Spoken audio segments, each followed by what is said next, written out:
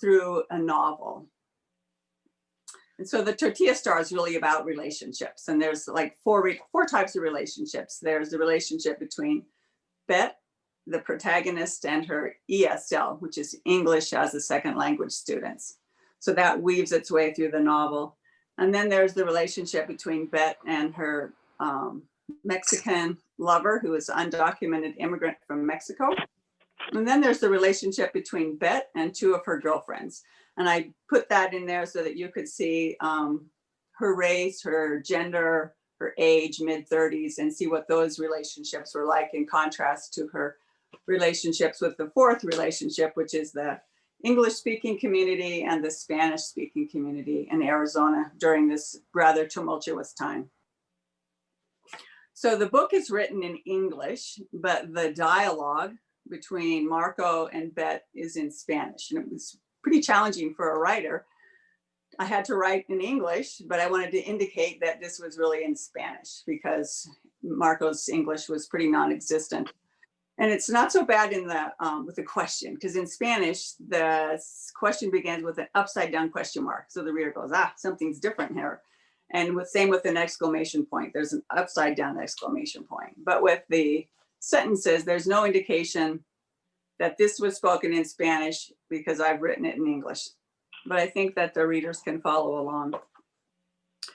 And I tried to explain most of the things that I wrote in Spanish in context, but sometimes I didn't because I wanted the reader to be confused, a little angry at times, a little frustrated, just like Bette is, just like the Mexican citizens in the area were who can speak English. So here's my first reading, and this is Bette, who is a bookkeeper and accountant, and she's headed from Central Arizona to Tucson for a conference, and she's taking Marco with her. So here's the two of them in discussion. Marco, Bette asked, will you start a list of things we need for our trip to Tucson? There's that upside down question mark. He was sitting at the table, sipping a cup of coffee while she cut up and stir-fried veggies and tofu. The hotel where we're staying is old, but very beautiful, pero muy bonito. The swimming pool is huge. It's like a park. There are orange trees and that other fruit, yellow and big. She showed him the size with her hands while holding the knife. Tronja, he said. And muchas palm trees and verde. She moved her hand level with the floor, trying to indicate grass. Pasto, put the knife down, chaparrita, he said, shaking his head at her. Es muy tranquilo, con mucha paz. It's rare in Arizona. And pink bougainvillea too. The birds at the hotel woke her every morning, and she started her day smiling. And they give you breakfast with muchísima fruit and eggs and, how to say toast, and bread and potatoes. Marco was smiling at her now. She went to him, held his head in her hands, and gave him a kiss. Okay, we'll need the camera and our shorts. It'll be hot. Let's bring the big jugs of water. Oh, and the cooler for Phoenix. She always stocked up at a Trader Joe's market when she headed south, and Marco was developing a taste for his own favorites too. Maps, she added. I need my maps for both cities. And your sunblock and hat, mi güerita, Marco added, referring to her pale skin. I'll take you to see the snake that is a... She used her hands to show him how big it was, but gave up when she couldn't figure out the word for bridge. If he'd loved birds, she would take him to the wastewater treatment plant, which was a magnet for thousands of thirsty birds. They could go to the big used bookstore, which had an entire section of books in Spanish. After finishing dinner, they started.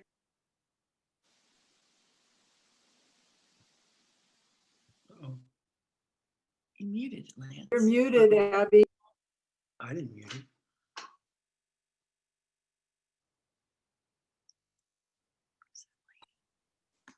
Okay, somebody muted me. I'm clear. Okay, thank you.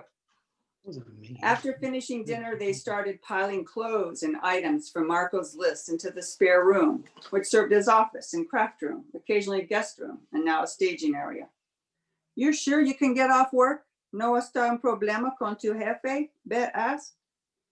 Marco had been searching for work for months at the pickup spot for day laborers, getting a day here, 2 days there, before he landed a full-time job as a carpenter. Both of them were thrilled with his good luck. He didn't have a car, so Bette drove him to a grocery store parking lot in the morning where the foreman, Scott, or a Scott, as Marco pronounced it, seemingly unable to start a word with an S sound, met him in his huge truck. She would leave him there with his tool belt and jumbo lunch of a Dagwood sandwich, Mexicanized with slices of avocado and chilies, chips, fruit, a baggie full of cookies, an energy drink or two, and a gallon of water. No, Marco said. Scott told me it's not a problem. She imagined it wasn't. They were probably glad to offer him something to help keep him happy so he would stay working for them. His body was hard with muscles, and when they worked around her yard, he was a dynamo. She guessed he toiled like an ox for the Carpenters, and they would have to pull their weight for a day. But then again, maybe they would miss him as much for his sense of humor as for his strength. Last week, they were sitting in her car, having just pulled in from what seemed like a day of errands when he said, please. He was trying to get her to go back out for one more time to get avocados, which they had forgotten. Marco wanted to make cocktail de camarón for dinner and couldn't think of eating it without its traditional topping of chopped cilantro and avocados. No, Bette said, it's delicious without those. She knew he thought she was just being lazy, unselfish, but it had more to do with being opposed to driving for one item that they could do without. She didn't know if it would be better or worse if he got his own car.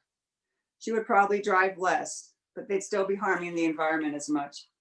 Por favor, Marco said, making two fingers kneel on the palm of his other hand. The stubbiness of his fingers, turned into little legs, looked just like his short, stout body. It was too cute for her to say no. You win, she said, laughing, and started the car. So the environment and social justice are really important to me. And I want to share a concept called sustainable fiction. I was introduced to this concept by my professor at Prescott College, Dr. Terrell Shorb.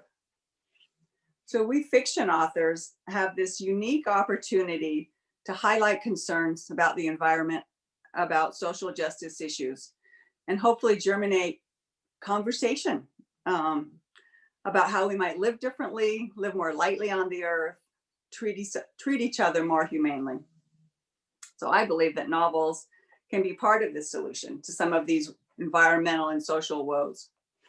And this author, Mary Pfeiffer, wrote this amazing book called Writing to Change the World. You might know her from Reviving Ophelia and Women Rowing North. So there's a lot of sustainability ideas in this book. And she writes,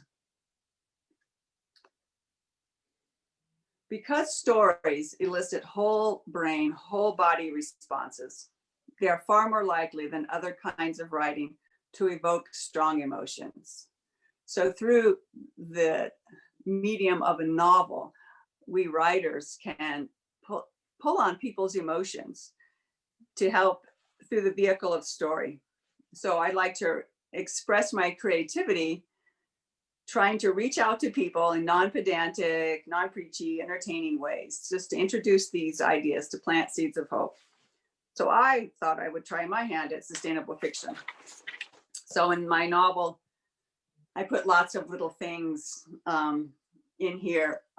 Really interested in birds, so I talked about birds a lot, about fragmentation of their habitat. I talked about invasive species, volunteering, the government not protecting farm workers, about walking, cycling, and riding the bus to work, about farmers markets and local food, gardening, composting, hiking with snakes, using a clothesline, fair trade coffee, all these things sort of sprinkled in, not the main theme of the novel, but just to plant ideas. So here's another reading so that you can see a little bit about Bette's relationship with the English as a second language students. This is early in the novel. One of my ESL students is actually on this call with us, so that's pretty exciting. So this is Bette teaching English. The next evening after work, Bette drove to the Catholic church and was the first to arrive in the classroom they were given for the English as a second language lessons. She had just finished drawing her long-armed, big-handed man on the whiteboard when Catalina arrived. Bette sat between her and Elizabeth, and the three of them visited in broken English and Spanish while they waited for more students to arrive, and Gretchen, the main teacher. Catalina worked the day shift at Taco Bell. "How is your job? Do you like it?" Bette asked in Spanish, giving Catalina's brain a break before the class started. "It's okay. I'm tired." Catalina was in her early 20s and at least 30 pounds overweight. She wore it with confidence, unlike many gringas, but it had to add to her discomfort standing on her feet all day. "Is the work difficult?" Catalina rubbed her neck. "It always hurts here." "Neck," Bette said, forgetting she was giving them an English break. Catalina tilted her head back and demonstrated, looking up at the order screen, then lowered her head and mimed making a burrito, up and down, up and down. She bobbed her head, her arm reaching out right, then left. Bette wondered if Ocean knew about these working conditions, scalding hot oil, sharp knives, and their focus constantly shifting.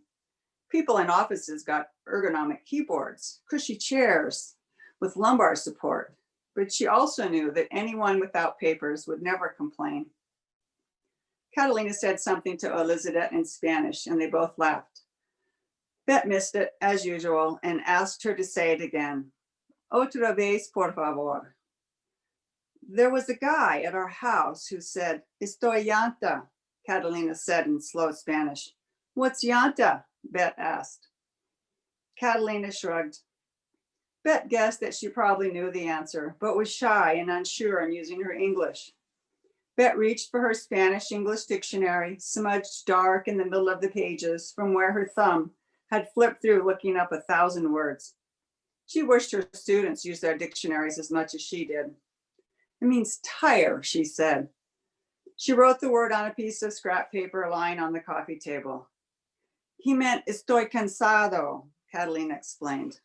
Then Bette got it and laughed with them. She wrote tired on the paper below tire. Bette couldn't think of the Spanish word for confused. She tried again. "He think tire is tired, so say in Spanish, I'm a tire, estoy llanta." Catalina nodded and giggled. Bette flipped open her book, English for Latinos, and found secret number 6. Remember, la última letra in each word is important, like Ben, a man's name, and bend, doblar. When the men started to wander into class, some braver ones practiced their budding English without being prompted. Mateo said, "Good evening, teacher. How are you?" "Estoy llanta," she replied, and she and Catalina snickered again. That evening, for her part of the lesson, she used those similar words as an example of the importance of enunciation, and it became a class joke. She loosened them up by making them laugh, and the class went better, with more of them willing to try speaking out loud. Most of the 30 or so students were single men, but there were a few women, some with children. That night, an entire family arrived together, Rosa and Felipe, and their son Gerardo and daughter Isabella, nicknamed Isa. So that family that has arrived at the end will become an important part of Bette's life and her time in the town. So I believe that by telling the stories of others, we advocate for them. It's demanding to get it right when it's not our own culture.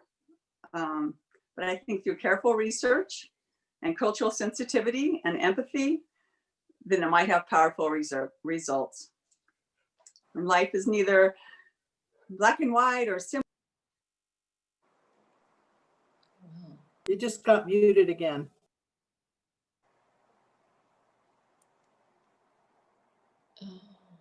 Seems like every time I let someone in, she gets muted. Okay. There's Abbey. Hi, sorry. Okay. Hi. It's not supposed to do that, but so. And here's, Um, So by focusing on the individual details of people rather than them as a class or a group, I think that we're more apt to identify, to see aspects of ourselves in our characters. And that was what I was trying to do. So I want folks to see the common humanity that we have in one another so that we can identify with people that are vastly different in culture, in beliefs, and gender, in geography. I hoped to enhance the reader's sympathy through this. So I wanted to write from an Anglo perspective so that folks that might not read a book about immigration might learn a few things or see the treatment that they receive in Arizona and other places. It's also a great, it was a challenge to write a book between characters that didn't speak each other's language.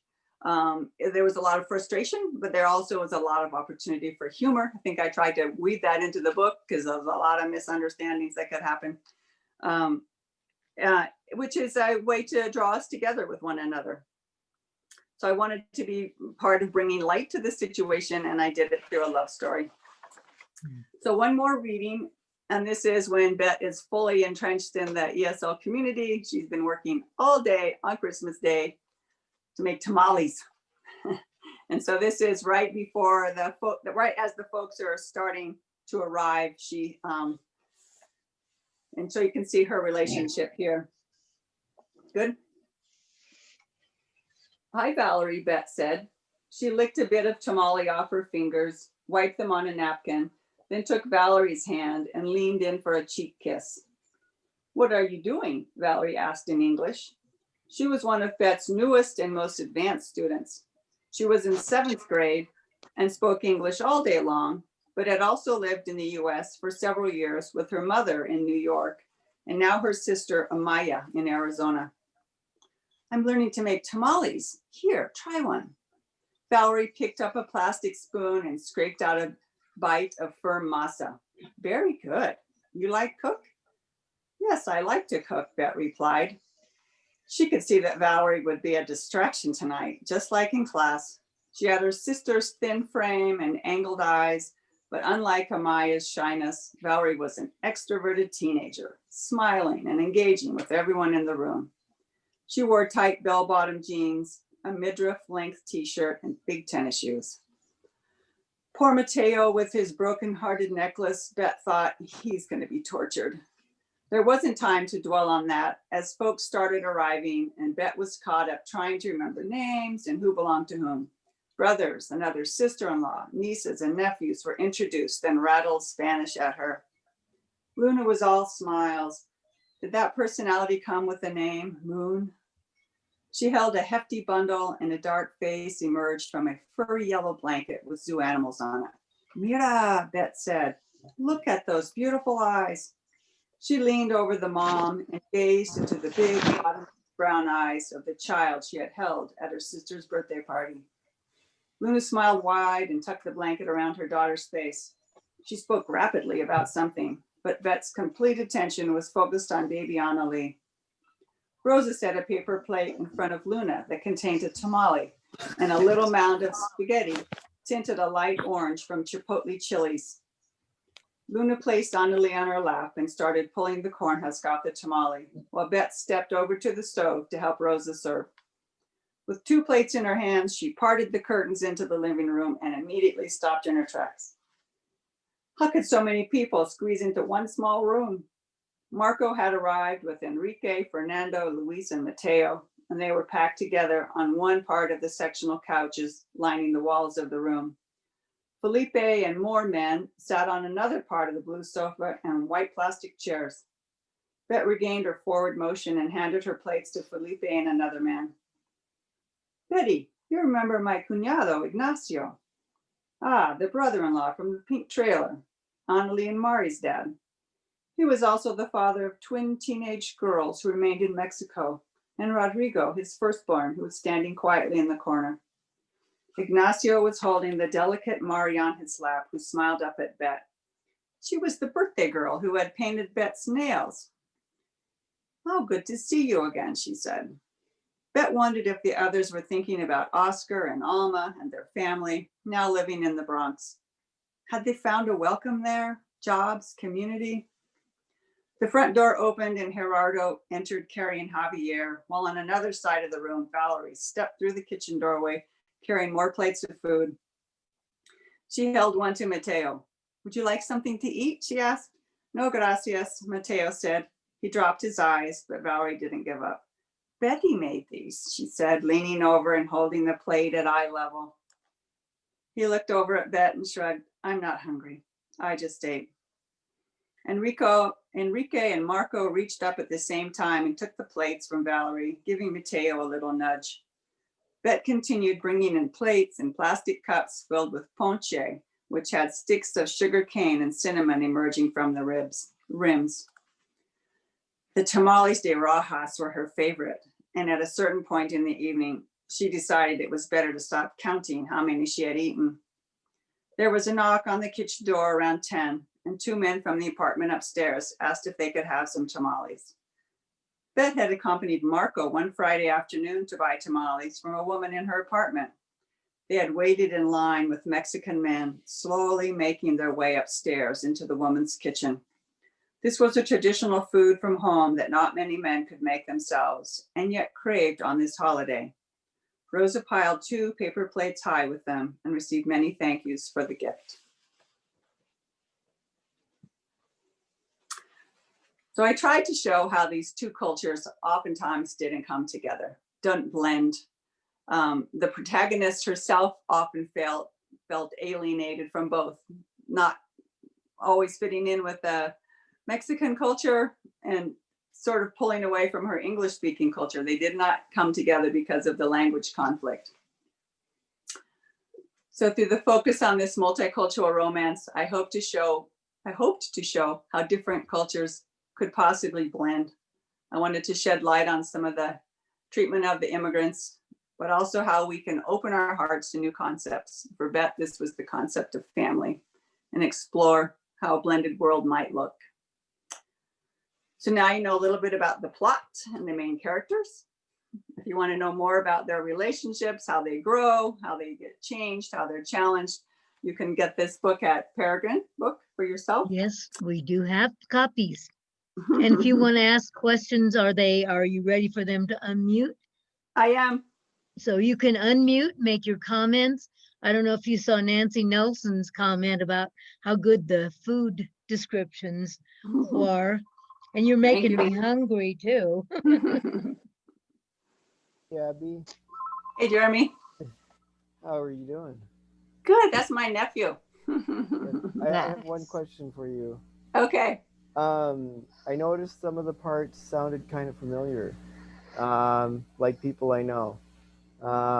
Like page 9, when you talk about Bette's mother coming to say goodbye to her when she was moving out to the coast. Kind of sounds like Grandma Joe.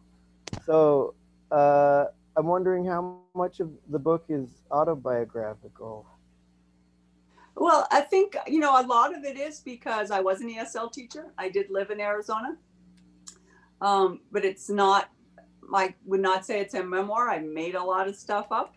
I would take some of my students and give them different children, different ages, move things around that way. One of the things with writing is conflict and resolution, and you make your way up. And so you keep throwing things in front of your protagonist to keep the reader moving to the next chapter. And so some of the things in the novel didn't happen, but I did the writerly thing, kept bringing challenges in. The second relationship, I wanted to make Bette's life so complex that she had these 2 sides, the English side and the Spanish side. So I put that in there. So a lot of it, Jeremy, but not definitely all of it. Okay. Do you have time to swing by Peregrine to sign a book for us so we can order it in advance and pay for it? We Sure. actually, yeah, we actually have some signed copies in there. Nice. Yeah, but I So- love Abby. You're just trying to get her in the store. We don't mind having her in the store either. Nice. That's so well done, Abby. And I just love what you're doing and why you're doing it. It's so perfect. And what a great time.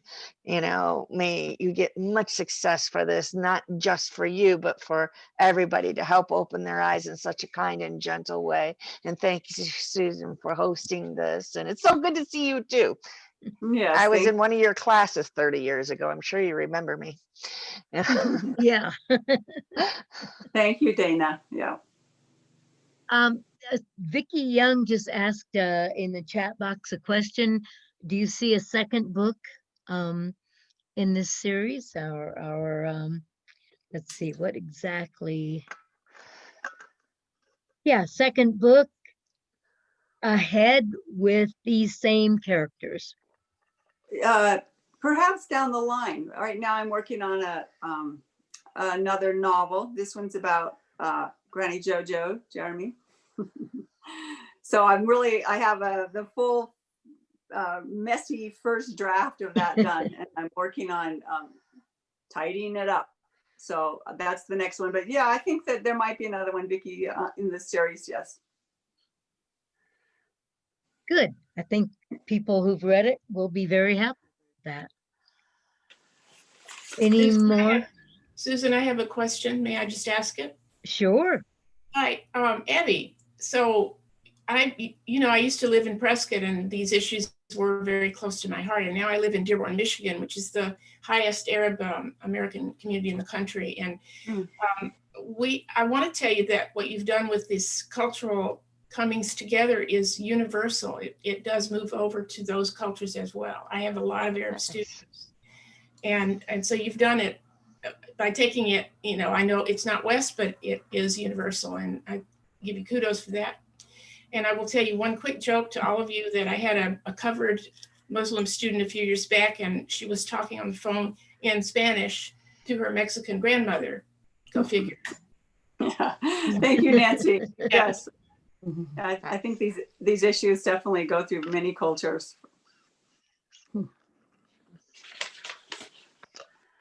Anyone have a question about, let me see if I can see if I'm showing this correctly. About this. This is the rewrite process of a novel.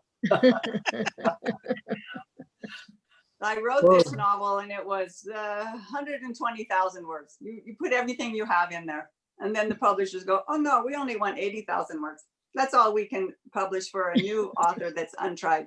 So you have to cut and cut and cut. And then you get lost and you get confused and you think, did I cut that character? Did I already put that in? That used to be fall and now it's spring. Do I have to move that around? So this is a way to keep track for the bookkeeper in us. So each one is a chapter, and then all the scenes, and then these are the people in each chapter, so that you can see when they were last spoken of.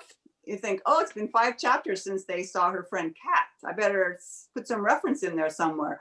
Oh, I had to take out that whole scene, and so now they don't know about that person. Or I took that out. I really like it. I want to put it in down here. So this is was really helpful. I don't know if my novel would have been a jumbled mess without this, since I had to cut so much out of it.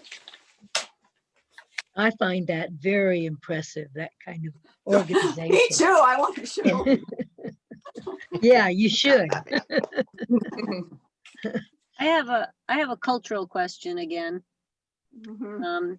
Abby, I'm wondering, since I know you have some autobiographical information in there, and your experience with the Mexican and Hispanic community, do you have any suggestions about ways or commonalities that you saw from your work that could help us understand the culture more and allow us to give something toward a relationship that perhaps is budding in our own environments? With Mexicans in specific, or people that don't speak our language, or what are you thinking of? Heather? I was thinking Hispanic, but I guess outside cultures. I thought it was actually, I thought each of the different cultures have certain spins that are identifiable just, you know, in that culture, but, and that's what I guess I was looking for. Yeah, I'm not sure. You know, I live in a minority and majority state now, that there are more Hispanics than there are Anglos. And so it's really not an issue like it was in Arizona to mingle, because we're mingling all the time. It's code switching. You know, you go into the drugstore and you speak with people in both Spanish and English. It's just a much more natural, fluid mingling of cultures. So I don't know. Like pace of interaction, or you know, like, do we need to slow down more, or do, you know, that kind of, is there anything like that that you find? If for ESL, absolutely. Speak slower, use more simple words. If you don't know a word, find a workaround, use body language. Did all of that with my ESL students. You know, I taught ESL in another place, and I had students from Vietnam, from Myanmar, from Romania, besides Colombia, Cuba, Mexico, and I didn't know any of those languages. And so we managed to speak slowly to each other, speak respectfully, repeat ourselves. All those things helped. And of course, lots of humor and lots of cultural mingling through food. Abby, if I could add to that, this is Azima. I teach dream groups, and I have a dream group now where everyone in the group except myself lives in South America and has Spanish as their primary language. It's very, very interesting in terms of language, but I'm also discovering that there's a cultural difference from doing a dream work with, you know, Anglos in this country. And that is that the emotional life is much more forward. The expression of emotions is much more exuberant, and the willingness to be vulnerable with other people is also more so. I just wanted to add that because I didn't even realize it until we were like maybe 3 or 4 meetings into the group that I was noticing this difference. Great. And Christina, living in Mexico, do you have anything you wanted to add to that? Yes, I guess I wanted to say that there's a cultural kindness where you always say, hello, good morning, good afternoon. And you kind of have to do that slowly and greet people and then ask for whatever you want. Americans, we just go, well, do you have? And it's like, that doesn't work so well.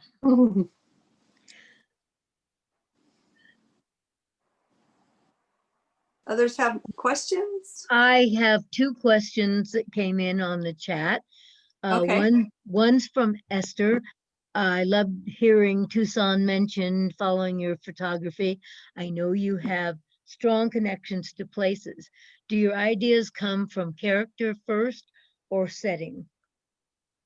Well, Esther, as Jeremy said, some of this in the book was about my life, and I've moved my whole life.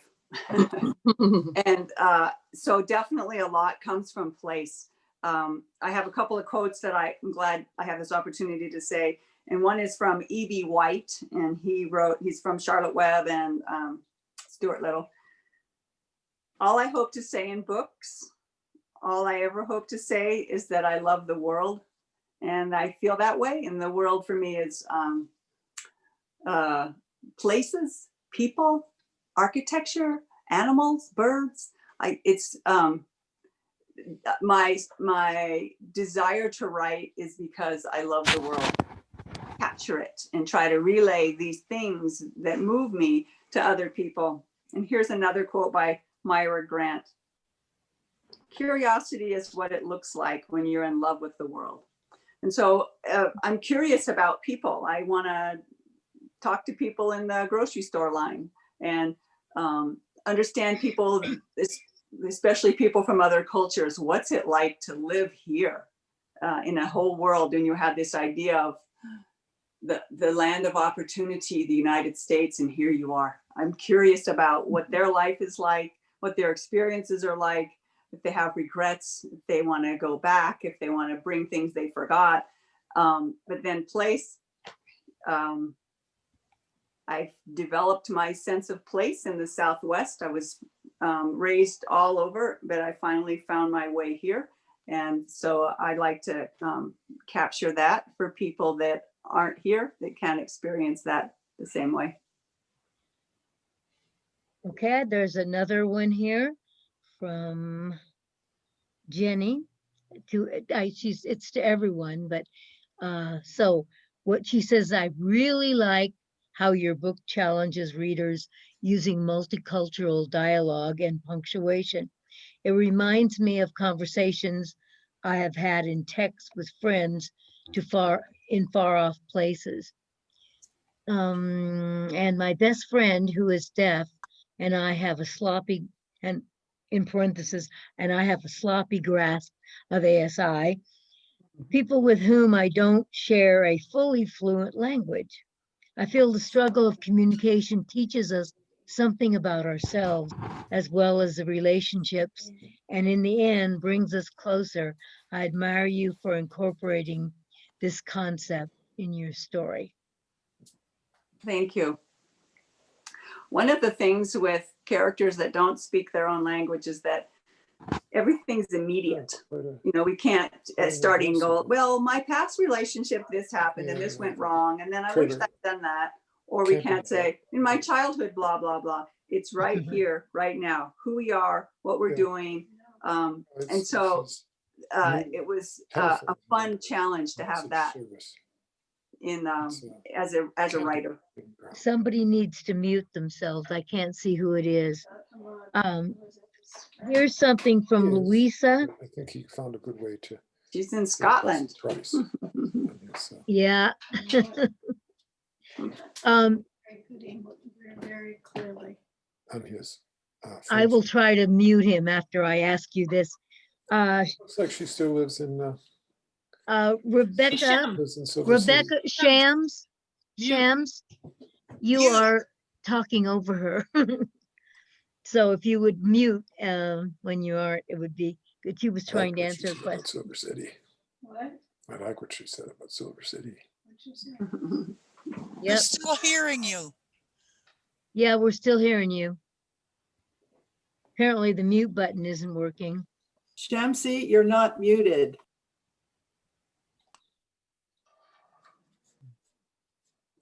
That earlier comment was from Jenny, by the way. This one is from Louisa. I love the fleeting glimpses of the natural world in the Southwest. Do you see yourself incorporating more nature writing in your future projects as well?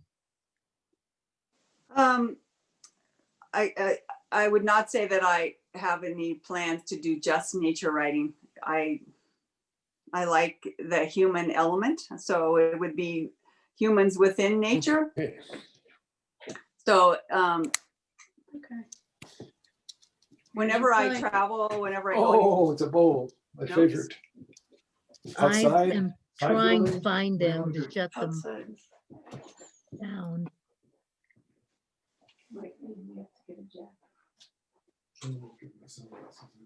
I think that's my love of the environment that's coming through and my desire to help make it more sustainable planet. Yes. Well, and this person also just your incorporation of it is very, very good.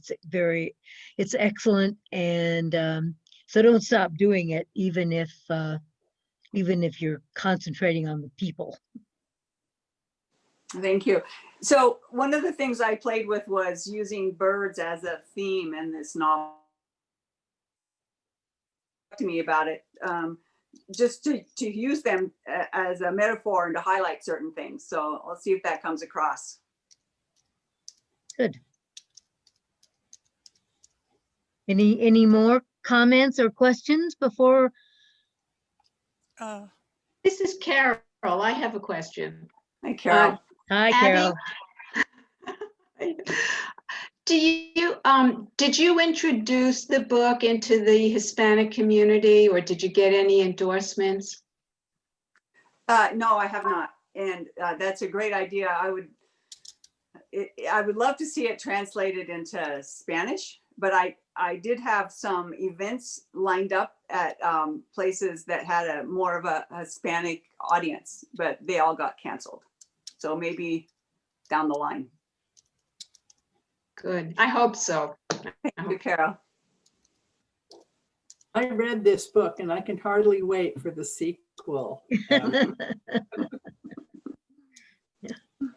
That is a great thing to say, right? Thank you so much. Well, let's see. Does there might be more. Another one came on, but it might be private. So here's one from Molly. Bette's relationships with both Marco and the Anglo man who she finds attractive are the most difficult things. How Bette's initial reaction to them evolves wonderfully. Was that the most difficult thing, I guess, for you to accomplish? I wanted to make it seem that it was a serious choice for her. I wanted both sides to offer things for her. I didn't want to put something in there that was a simple way for her to make that decision. So yes, Molly, it was definitely tough to write the good and the bad for both, so that it made it an authentic choice for her and not something that a writer would put in there as a technique. So yeah, it was tough. Mm-hmm. It had great depth. Thank you. Thank you. I like that feedback from you. I've read it twice so far. Wow, so far, isn't that wonderful? That's terrific. It sure has a lot of richness that you find new things every time, right? Mm-hmm. Mm-hmm.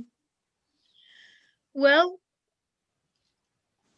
speak up or we will close down. It's almost been an hour. You pretty well called it, Abby. Great.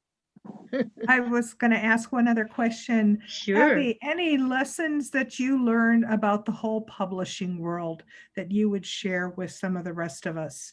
Things that maybe you didn't know by reading all the wonderful books or talking to other people, something that kind of stands out for you that you would share with others? I didn't bring it with me, but a spreadsheet.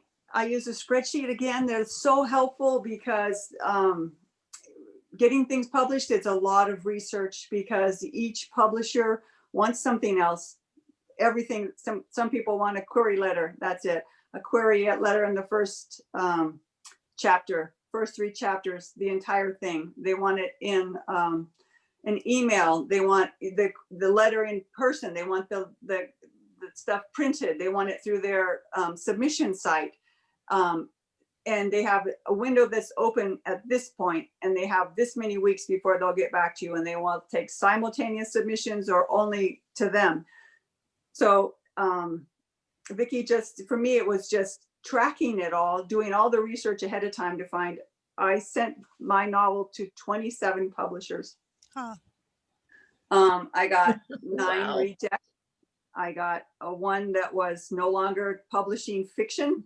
I got a hybrid offer. I got a scam, and 14 I never heard from, and I got 1 legitimate offer out of 27. So I think the thing I learned was do good tracking, do good research, be persistent, and finding publishers that were in my genre, that were interested in what is this, women's fiction, contemporary fiction. I didn't want to put immigration too much in there, because I wanted it to be a different type of fiction, contemporary fiction. So that's my advice. We've got 2 more questions. I was struck by Bette's approach to bird watching, i.e. staying stationary to watch who came by. Was this intentional in some way? Absolutely. That's from Noel. Noel. Yeah, Noel, absolutely. And and you know, and how birds, they migrate, they cross borders. There are places that they shouldn't be. They come and they go. That all, I think, is similar to what the immigration story is. They have no borders. They move back and forth. They don't belong where they are. The timing is right. They come, they go.